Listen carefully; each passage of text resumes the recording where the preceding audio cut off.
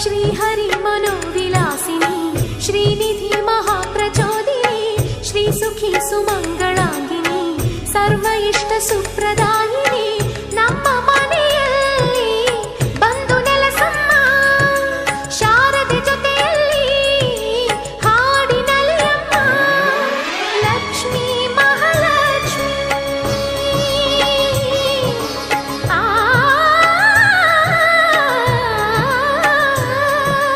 ಲಕ್ಷ್ಮೀ ಮಹಾಲಕ್ಷ್ಮಿ ಲಕ್ಷ್ಮೀ ವರಲಕ್ಷ್ಮಿ ಲಕ್ಷ್ಮೀ ಗೃಹಲಕ್ಷ್ಮಿ ನೀ ನಗುವಾಗಿ ನಗವಾಗಿ ಬಾರಮ್ಮ ಬಡವರ ಮನೆ